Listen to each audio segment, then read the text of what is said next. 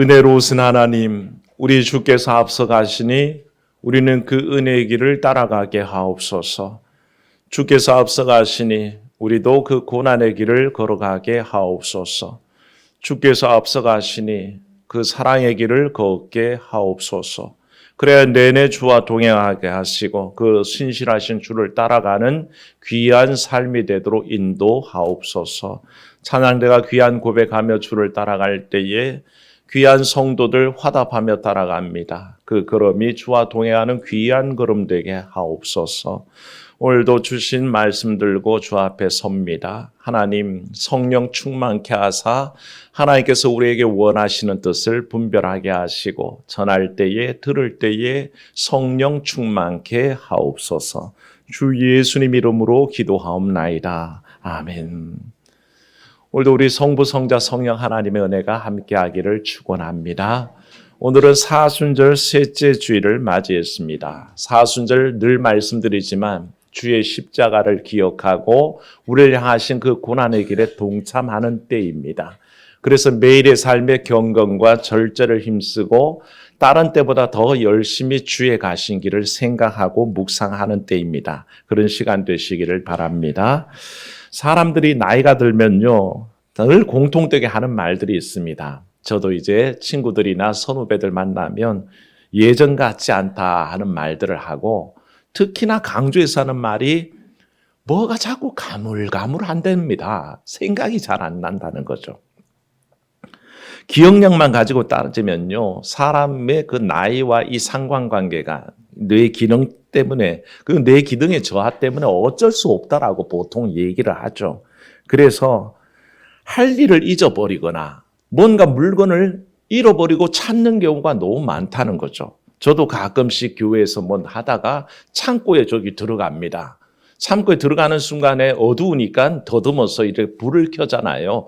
불을 켜고 딱 나면 내가 뭘 가지러 온지 생각이 안 나는 거예요. 그래서 한참 내가 뭘 가지러 왔더라? 라고 한참 기억을 더듬어서 찾아내는데 제일 절망스러울 때가 뭔지 아십니까? 끝내 기억이 안 나서 그냥 돌아올 때. 그래서 공감하시죠? 여러분들도 그러실 겁니다. 이거 왜 생각이 안 나지? 라는 그럴 때가 있습니다. 그래서 안 잊어버리려고요, 제 나름대로 때때로 메모를 하잖아요. 근데 더 웃긴 거는 메모했다는 사실을 잊어버립니다. 그래서 메모장을 열어보는 일도 없고 나중에나 발견해서 열어보면 그게 기억이 나서 한참 뒤에야 씁쓸하게 웃을 때가 있습니다. 그나마 위로되는 게 뭔지 아십니까? 주변 사람들도 다 그렇다는 거. 그게 위로가 된다는 거죠. 나만 그러면 굉장히 문제인데 만나서 얘기하면 다들 그렇다 그러니 그나마 위안을 받습니다만 망각이라는 거, 자꾸 잊어버린다는 거, 그건 나이가 들수록 그런 일이 오면 우리가 위축되는 건 사실입니다. 내가 자꾸 이렇게 잊혀져 가나? 근데 그 기억의 상실들, 뭔가 자꾸 잊어버린다는 이 이야기는요, 우리에게 한 가지 실존적인 고민을 가져다 줍니다. 뭐냐 하면 자기 정체성과 관계된 겁니다. 내가 누구였지를 잊어버리면 사실은 가장 심각한 일입니다. 연세가 많아지시면 내 이름도 생각이 안 나고 가족들 얼굴도 생각 안 나고 내가 살아왔던 모든 삶의 그 모든 뒷안길들이 하나도 생각이 안 날 때 보는 사람도 서글프고 본인도 그걸 자각할 때는 얼마나 슬프겠습니까? 그런 일들이 사실은 있게 마련이죠. 그게 바로 자기 정체성과 관련된 겁니다. 사랑하는 여러분, 특별히 크리스찬들은 자기 정체성이라는 게 있습니다. 사랑하는 여러분, 나는 주의 자녀라는 고백이 있기를 축원합니다. 그건 잊어버릴 수 없는 자기 정체성입니다. 연세 많으신 우리 권사님들 가끔씩 요양원에 이렇게 신방될 때, 요즘은 신방이 아예 안 되는데 예전에 가서 신방하면 이제 그냥 정신은 없으신데 그래도 권사님 같이 기도하시죠. 그러면 기도를 하셔요. 권사님 같이 주기도 하시죠. 그러면 주기도문을 하셔요. 그냥 그분이 뭔가 다 잊어먹은 것 같은데도 주의 성호를 부르는 거, 찬송 부르는 거, 말씀 외우는 거 여전하다는 걸 생각하고 깜짝 놀랍니다. 왜 그럴까요? 일생을 자기 정체성 속에 나는 크리스찬이다, 나는 하나님의 자녀다, 나는 하나님의 백성이다 생각하며 살아왔기 때문에 다른 걸 다 잊어버려도 그건 안 잊어먹더라는 것입니다. 그래서 이 정체성이라는 건 굉장히 중요한 일이고요. 특히 우리가 살아온 날 동안에 주의 은혜를 기억하는 거, 그게 우리의 크리스찬의 정체성을 세우는 가장 핵심 요소입니다. 여러분들 살아오는 동안에 하나님의 도우심을 잊지 마시기를 축원합니다. 다 잊어버려도 그건 잊어버리지 마십시오. 내가 주의 은혜 가운데 살아왔습니다. 내 삶이 나아가는 것도 다 주의 은혜입니다. 이 고백이 뚜렷한 사람은요, 절대 잊어버리지 않습니다. 그래서 오늘 사도 바울이 본 말씀에 권하기를 고린도 교회에 뭐라고 합니까? 나는 너희가 알지 못하기를 원하지 아니하노니 그렇게 얘기합니다. 이중의 부정문을 통해서 강한 긍정을 통해 권면하죠. 나는 너희가 모르기를 원하지 않는다라는 건 나는 너희가 반드시 알기를 원한다라는 뜻이죠. 이게 개역 개정에 이렇게 써졌지만 우리 그 공동 번역에 쉬운 말로 써놓은 그 번역에는 이렇게 되어 있습니다. 형제 여러분, 여러분은 다음과 같은 사실을 꼭 기억해 두셔야 하겠습니다. 그렇게 긍정문으로 강조합니다. 꼭 기억하십시오라고 그렇게 권하는 이야기가, 적극적으로 권하는 그 얘기가 이스라엘의 그 역사적 사건 속에 있었던 그 출애굽의 사건을 말합니다. 오늘 말씀에는 출애굽이란 말을 한마디도 하지 않으면서 출애굽의 때에 있었던 일들을 하나하나 조목조목 다 다루고 있습니다. 출애굽은 어떤 사건입니까? 이스라엘 백성이 해방된 놀라운 은혜의 사건입니다. 애굽에 종되어 살다가 430년 종살이하다가 하나님의 은혜 가운데 해방되었습니다. 이제는 노예가 아니란 것입니다. 너희가 자유인이요 허락할 가나안 땅으로 가라 하는 해방의 사건이었습니다. 그 길을 가는 동안에 너무 많은 일들을 겪었죠. 바다가 가리고 있었습니다. 앞을 가로막고 있습니다. 홍해라고 하죠. 그 홍해가 눈앞에서 갈라지는 것을 다 목격했습니다. 배가 고플 때 뭘 주셨습니까? 하늘에서 만나가 내립니다. 세상 사람 누구도 구경한 적 없는, 이 땅에 지금 우리가 구경한 적이 없는 그 만나란 것이 땅에 내려가지고 그걸 먹고 살았습니다. 목이 마르면 어떡합니까? 반석을 치니 반석에서 샘물이 솟아납니다. 그걸 마시며 살았습니다. 한 가지라도요, 이 중에 한 가지라도 놀랍지 않은 일이 없다는 것입니다. 여러분, 뭐가 안 놀랍습니까? 바다가 갈라진 게 안 놀랍습니까? 하늘에서 만나가 내리는 게 안 놀라운 일입니까? 반석에서 샘물이 솟아나는데 그게 안 놀라운 일입니까? 다 깜짝 놀랄 일이죠. 그런데 이스라엘은 그게 하나가 아니라 수도 없이 광야 여정에서 다 경험했다는 것입니다. 놀라운 은혜죠.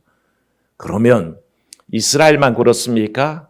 사랑 여러분, 여러분들이 살아가는 모든 날 동안에 일어나는 은혜가 기적인 줄로 믿습니다. 주의 은혜로 살아가는 겁니다.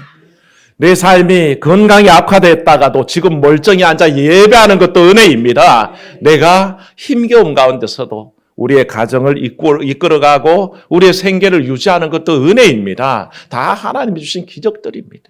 그걸 우리도 날마다 체험하고 있는 거죠. 이 일들이 계속해서 연속해서 일어났다는 것입니다. 우리가 굳이 그렇게 삶을 가지고 얘기하지 않더라도 출애굽의 상황은 우리의 인생과 연결되어 있습니다. 출애굽이 이스라엘을 노예 상태에서 해방한 때라면 우리는 바로 그와 같은 출애굽의 경험, 죄의 노예되었던 삶으로부터 해방되는 경험을 했습니다. 사랑하는 여러분, 주의 보혈로 여러분의 죄가 사해진 줄로 믿습니다. 그게 주신 은혜입니다. 그 은혜로 말미암아 우리가 해방되었습니다. 지옥 갈 그 자리에서 벗어나 천국으로 옮겨지는 것입니다. 그 은혜를 이미 경험했죠. 누구나 그와 같은 죄의 해방의 경험을 가졌고요. 그래서 더 이상 죄의 노예가 아닙니다. 따라합시다. 나는 하나님의 자녀입니다. 나는 하나님의 백성입니다. 우리의 실존이 바뀐 겁니다. 정체성이 바뀌었습니다. 죄로부터 죽을 인생들이 이제는 바뀌어져서 바로 그와 같은 해방의 역사, 죄로부터 해방된 역사를 체험하고 있습니다. 홍해가 그들 앞에서 열렸습니까? 여러분 삶의 앞에 장애물들이 날마다 열려지기를 축원합니다. 홍해가 열렸던 그 기억처럼 우리의 삶에도 막혔던 담들이, 막혔던 문들이 열려지는 경험이 있어야 합니다. 그들이 광야에서 만나 먹었습니까? 반석에서 솟아나는 샘물 먹었습니까? 여러분에게 하나님 주시는 일용할 양식이 있는 줄로 믿습니다. 그 은혜로 살아가는 겁니다. 그러니까 우리가 어떻게 기적을 체험하지 않았다라고 얘기할 수 있겠습니까? 그래서 바울이 권하는 겁니다. 고린도 교인들을 향해서 그들이 문제 많은 온갖 문제 속에 살아가는 그 교회 생활을 지적하며 여러분들 광야에서 이스라엘이 출애굽을 할 때 받은 은혜가 그렇게 큽니다. 그걸 기억한다면 여러분 믿음 생활 잘못할 수 없는 겁니다. 그렇게 권하기 위해 이 말씀을 썼고요. 이게 고린도 교인들에게만 주는 말씀이 아닙니다. 오늘 우리에게 주시는 말씀인 줄로 믿습니다. 우리에게도 똑같이 권면합니다. 기억하십시오. 잊어버리지 마십시오. 하나님의 은혜 있으니 그 은혜와 더불어 살면 여러분들 반드시 그 은혜 안에 기억하며 쫓아 살아야 합니다. 그렇게 권하고 있는 것이죠. 단순히 기적의 사건을 기억하는 게 전부가 아니란 것입니다. 그 있었던 일들을 다 기억하며 그걸 내 삶의 하나님의 예수 그리스도의 구원의 사건과 연결해서 기억하고 고백하고 감사하고 찬양하도록 그렇게 우리를 인도하고 계신다는 것입니다.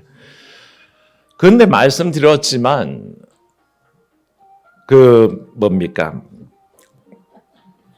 네, 살짝 끄시면 됩니다. 네, 당황하지 마시고.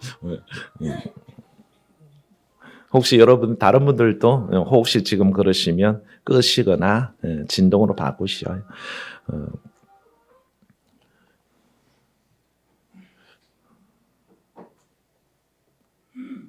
그렇게 우리 삶은 잊어버릴 수 없는 많은 은혜의 사건들이 있음에도 불구하고 항상 그런가 돌아보면 그렇지 못하는데 마음이 아픕니다.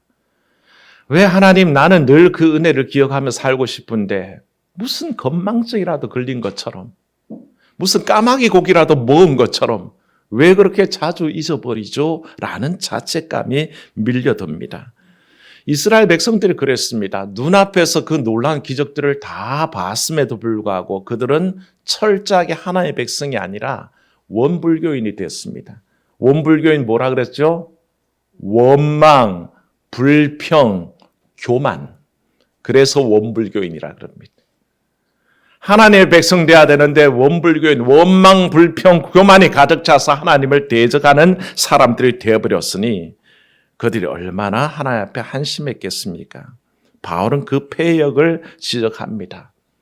조목조목 지적하는 것이 한마디 한마디 하는 것이 심금을 울립니다. 여러분 우상 숭배하지 마십시오. 여러분 음행하지 맙시다. 여러분 하나님 시험하지 마세요. 여러분 하나님 앞에서 원망하지 마세요. 그렇게 4가지 신신당부를 하는데요. 이 말들 속에 그들의 죄악이 담겨 있습니다. 구원을 베푸신 하나님만 기억해야 되는데 우상을 만들어 놓고 거기 앞에서 막 춤추며 하나님을 욕보입니다. 얼마나 하나님이 미우시겠습니까? 아무리 자비로우신 하나님이라도 내가 그들을 구원해서 애굽 그 종되었던 땅에서 이끌어내어 가고 있는데 엉뚱한 신상을 만들어 놓고 그 앞에 춤추며 즐기며 이가 우리를 인도한 하나님이다. 그럴 때 하나님이 얼마나 질투하시겠습니까? 그것만도 불경스러운데 바알부올에 이르러서 미디안 여사제들과 음행을 즐기며 놀아날 때에 하나님께서 24,000명이나 한꺼번에 죽여버리신 일이 있습니다. 바울은 그 일을 가지고 기억하며 23,000명이라고 기억했는데 바알부올의 사건은 24,000명이었는데 착오죠. 인간적으로 기록이 되어 있습니다.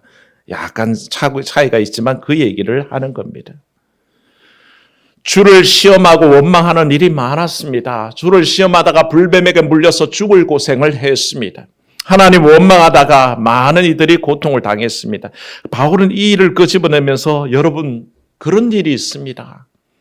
하나님을 찬양하고 하나님을 온전히 감사 찬양 돌려야 할 인생들이 그러지 못할 때 이와 같은 고생이 있습니다. 그러니 여러분 기억하십시오. 고린도 교회 여러분 온전히 하나님 은혜를 기억하고 사십시오. 이 말씀으로 오늘 우리 현적교회도 똑같이 말씀하는 겁니다. 잊어버리지 마십시오. 주의 은혜를 가지고 고백하며 나아가야 합니다. 그 정체성이 우리를 살게 합니다. 하나님의 백성입니다. 하나님의 자녀입니다. 하나님의 은혜 가운데 살고 있습니다. 내가 살아가는 것 다 주의 은혜입니다. 고백 속에 살아야 합니다. 그렇게 우리의 정체성을 일구어 주는 거죠. 그들이 출애굽 사건을 통해서 하나님의 백성 되고 하나님의 자녀 되었다면 오늘날 이 자리에 앉아있는 우리 크리스찬들의 정체성은 뭡니까? 회심하고 세례받는 것. 영접과 구원에서 나오는 변화입니다. 상반기 부활절 세례를 이제 오늘 광고에서 준비를 하게 될 겁니다. 5월 4일 날 세례 받을 터인데 세례를 준비하실 분들 마음에 각오하십시오. 내가 옛 사람 벗어버리고 새 사람으로 거듭난다. 주의 은혜 안에서 나는 죄의 노예된 마치 애굽에서 종살이하던 노예가 아니라 주 안에서 죄로부터 해방된 새 사람이 되는 것이다 라는 고백을 하며 나아가야 한다는 것입니다. 그게 우리의 정체성입니다. 그런데 그걸 망각하면 되겠습니까? 잊어버리면 되겠습니까? 그럴 수 없다는 거죠. 그걸 기억하는 사람은 절대 이와 같은 죄에 빠지지 않습니다. 우상을 만들어 놓고 그 앞에서 즐겼던 사람들을 오늘 7절 말씀에 기억이라고 주석이 되어 있죠. 백성이 앉아서 먹고 마시며 일어나서 뛰논다 함과 같으니라. 기억 뭐라고 되어 있습니까? 아래 출애굽기 32장 6절이라고 주석이 나와 있죠. 거기에 가보면 금송아지 사건이 나옵니다. 하나님의 은혜에 감사할 줄 모르고 금송아지 만들어 놓고 그 앞에서 먹고 마시고 뛰놀고 노는 그 모습으로 하나님을 욕보였습니다. 음행함으로 하나님 앞에서 죄를 범해 2만 3천 명이 죽었습니다. 이 일들을 거론하면서 바울이 고린도 교회를 경책하는 문제가 뭐냐 하면 그 당시에 팽배했던 영지주의입니다. 제가 영지주의 알려드렸었죠. 영지버섯의 그 영지가 아니고 영을 중시하는 영지입니다. 와, 우리 교회도 임영지 집사님 계시네. 그 영지 아니고 영지주의. 영이 중요하고 육은 중요하지 않다라는 가르침입니다. 그런데 이 가르침이 어떤 결과를 가져왔냐면요. 영적인 구원이 중요하기 때문에 육신이 어떻게 되는 것은 상관없다. 그래서 두 가지 결과를 가져옵니다. 영적인 구원이 중요하지 육체는 중요하지 않기 때문에 육체를 막 방종하고 그냥 온갖 죄악 가운데 음란함에 굴려버리는 겁니다. 그렇게 실패하는 인생이 있었고요. 또 하나는 잘못 해석해서 영은 중요하고 육은 참으로 중요치 않으니 극단적인 어떤 고행과 수행을 통해서 고생을 시키는 겁니다. 하나님 주신 육신인데 육신을 마음대로 험하게 다뤄서 그렇게 극단적인 금욕주의, 극단적인 신비주의, 극단적인 자기 고행의 길, 그걸 통해서 자기 육신을 학대하는 경우였습니다. 바울은 이 두 가지 다를 사실은 경계하는 겁니다. 하나님의 영적인 삶을 바라볼 때 이 육신으로 영광 돌리는 것도 중요하다는 거죠. 바울의 견해가 거기에 있습니다. 너희 몸을 하나님 앞에 거룩한 산제물로 드리라 할 때에 이 제물을 된 하나님의 육신을 온전하게 하나님의 영광을 위해서 잘 사용하라고 권하는 거죠. 이걸 막 함부로 굴리고 고행 때문에 고생시키고 힘들게 만들라는 뜻도 아니고 또 영이 중요하니 육은 아무것도 아니다 막 방종하게 내버려 두는 것도 아닌 것을 권하고 있다는 것입니다.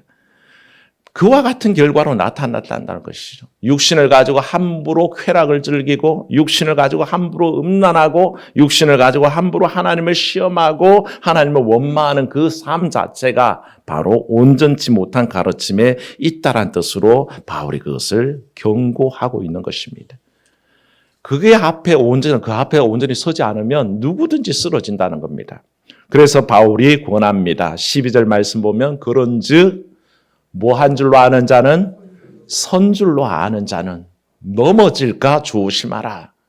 우리가 서 있다고 아이고 서 있나고 좋아할 게 아니라 넘어질지도 모르겠다라고 조심하라는 것입니다. 연세 많으신 분들 특히 길 갈 때 조심하지 않습니까? 아이고 내가 잘 가고 있으니 좋다 하고 막 반심하면 돌에 걸려 넘어지겠죠. 그것과 똑같습니다. 우리의 믿음 생활이 섰다고 생각할 때에 혹시나 시험 들어서 혹시나 원망하다가 혹시나 하나님 아닌 다른 것 섬기다가 넘어지는 것 아닌가라는 경계를 하라는 뜻입니다. 그걸 통해서 우리는 날마다 구원을 이루어가는 것입니다. 사랑하는 여러분, 우리의 구원은 주 예수 그리스도를 믿는다는 고백 속에 이루어졌습니다. 그러나 기억해야 될 것은 우리는 성화와 영화의 삶을 걸어갑니다. 점점 더 주님 닮아야 하고 주께서 원하시는 장성한 분량까지 자라나야 됩니다. 그게 하나님께서 원하시는 바이죠. 오늘도 이 사순절 기간을 지난 동안에 이 사실을 깊이 기억하며 하나님, 나는 아직 완전히 서지 않았습니다. 완전히 설 때까지 주님 보며 나아가겠습니다. 이 고백이 있기를 주의 이름으로 축원합니다. 은혜로우신 하나님, 바울이 고린도 교회를 향해서 꼭 알아야 합니다. 잊어버리지 마십시오. 그렇게 구원했던 하나님 앞에 어떻게 서야 하는지의 그 방법이 오늘 우리에게 다시 전해집니다. 참으로 이스라엘이 출애굽하는 과정에 겪었던 수많은 기억들, 어디 하나라도 잊을 만한 일이 있겠습니까?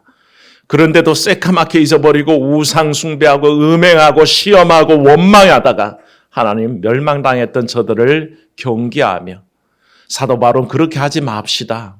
우리 우상 숭배하지 맙시다. 음행하지 맙시다. 하나님을 시험하지 맙시다. 하나님을 원망하지 맙시다. 그렇게 권하며 고린도 교회를 온전히 세우려고 애썼던 그 목소리를 오늘 우리가 다시 듣습니다. 사랑하는 현족 교우들 기억하사 하나님 외에 다른 것을 너무너무 사랑하는 사람 되지 않게 하시고 오직 우리 하나님만 사랑하는 귀한 마음 허락하여 주시옵소서. 세상과 짝하여 음행하는 자들 되지 말게 하시고 주와 더불어 교제하는 귀한 삶을 살게 하옵소서. 하나님을 시험하고 원망하는 자리에 들어서 떠나가는 이들이 아니라 은혜 안에 거하여 주 앞에 돌아오는 이들 되게 붙잡아 주시옵소서. 바울이 권하는 바 선줄로 아는 자는 넘어질까 조심하라는 말씀대로 주 앞에 늘 올곧게 서기 위해 힘쓰는 사순절 기간이 되도록 인도하여 주옵소서. 주 예수님 이름으로 기도하옵나이다. 아멘.